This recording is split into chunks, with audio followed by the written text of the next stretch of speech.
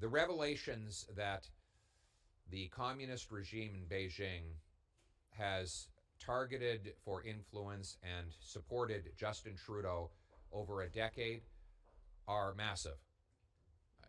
Even more massive are the continuing revelations that the regime interfered in 2 successful elections, and finally, that Justin Trudeau knew about all of this. He knew that the regime in Beijing was directing funds to the Trudeau Foundation. He knew that there were supporters of the regime who attended fundraisers at which he was present. He knew through briefing notes that he has received and that his office has been provided, showing the massive interference in both the 2019 and 2021 elections. And what did he do about it? One thing. He appointed a panel and had a report written by someone who's the former head of the Trudeau Foundation, a foundation which received $200,000 of money directed by the regime in Beijing. That's it. No foreign influence registry, no laws to protect the Canadian diaspora community, no laws to shut down the police stations run by foreign governments, no action against foreign interference, and no effort to inform the Canadian people that all of this was happening to our democracy.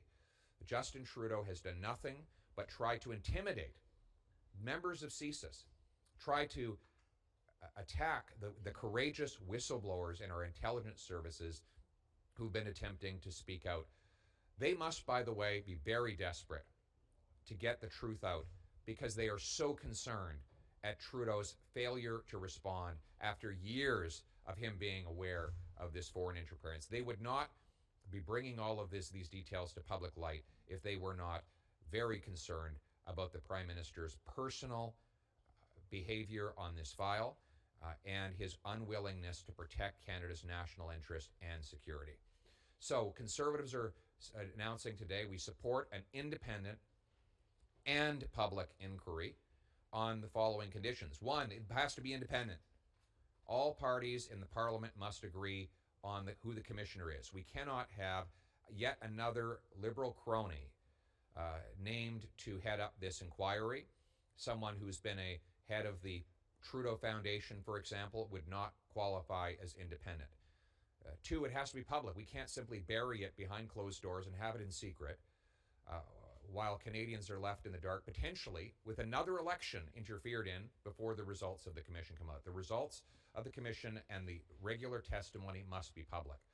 Second, we must continue the investigations being done here in Parliament. This should not be an excuse for the NDP and Liberals to shut down accountability by simply pushing it off to a secretive and slow process that will not bear results for years to come. We must continue to get answers here, and that includes bringing Katie Telford, the Prime Minister's own Chief of Staff and top campaign operative. The NDP has twice voted to block her from testifying in committee. The NDP must stop the cover-up for the Liberals. They must do their job. They were elected to be part of the opposition, and they must stop their efforts to cover up for Justin Trudeau by allowing her and others like her to testify. Finally, we want any public inquiry to look also into the abuse by the regime in Beijing of the domestic Canadian Chinese population. Chinese Canadians are patriotic.